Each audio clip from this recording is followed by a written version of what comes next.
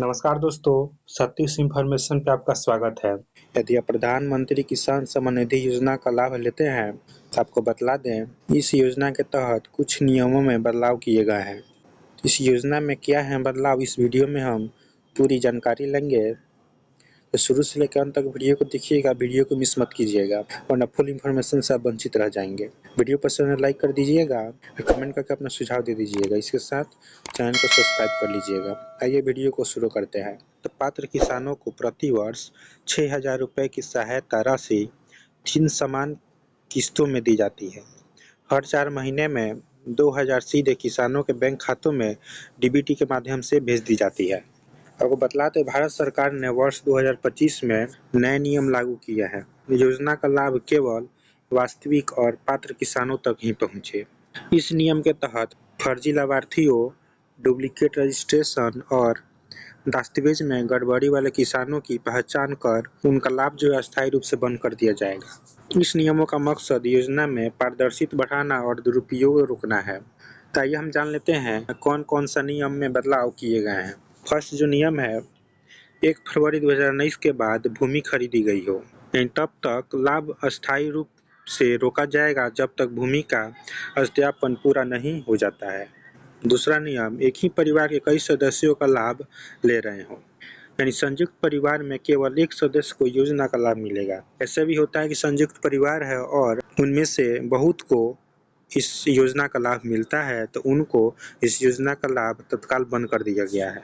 तीसरा नियम में यह बदलाव हुआ है, आधार या बैंक डिटेल गलत हो, इन दस्तावेज में गड़बड़ी पाए जाने पर भुगतान उनका रोका जाएगा।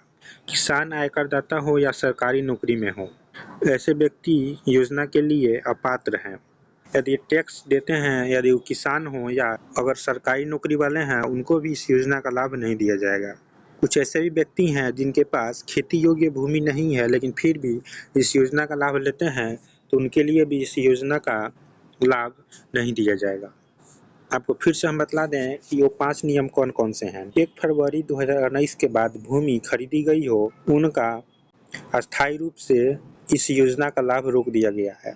दूसरा है, एक ही परिवार के कई सदस्य जो लाभ ले रहे हैं, उनको भी संयुक्त परिवार में केवल एक ही सदस्यों का इस योजना का लाभ दिया जाएगा।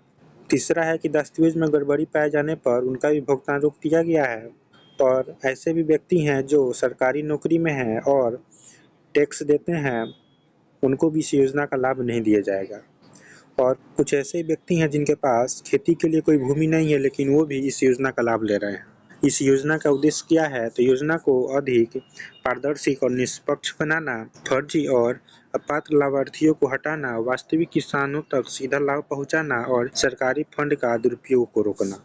प्रधानमंत्री किसान सम्मान निधि योजना का लाभ कौन कौन ले सकता है, तो पहला वही ले सकता है जो भारत का नागरिक होना चाहिए, किसान के नाम पर खेती योग्य भूमि होना चाहिए, भूमि का नाम राज्य सरकार के रिकॉर्ड में भी होना चाहिए, आधार नंबर और बैंक अकाउंट लिंक होना चाहिए। इसके साथ पति पत्नी और नाबालिग बच्चे एक इकाई के रूप में गिने जाएंगे। अगला है आयकर दाता, सरकारी कर्मचारी या डॉक्टर, इंजीनियर या पेंशन धारक इसके लिए पात्र नहीं होंगे। अगर आपका लाभ बंद हो गया है या आप नए लाभार्थी के रूप में रजिस्टर करना चाहते हैं, तो आपको हम बतला दें अपना स्टेटस कैसे चेक कर सकते हैं। सबसे पहले एक वेबसाइट है pmkisan.gov.in पे जाएं, नो योर स्टेटस पर क्लिक कर अपना आधार नंबर डालें और पेमेंट स्टेटस चेक करें। दूसरा, ई-KYC अपडेट भी कर सकते हैं, जो आपका नज़दीकी CSC सेंटर है वहाँ पे आप जाकर उस बाद वेरिफिकेशन करवा सकते हैं। बस वीडियो में इतना ही। वीडियो कैसा लगा हो कमेंट करके बतला दीजिएगा और चैनल को सब्सक्राइब कर लीजिएगा। और डिस्क्रिप्शन बॉक्स में अपने व्हाट्सएप चैनल का लिंक दे दिया है, वहाँ से आप ज्वाइन हो जाइएगा, क्योंकि जो भी लेटेस्ट इन्फॉर्मेशन होता है वहाँ पे मैं इन्फॉर्म कर देता हूँ। धन्यवाद।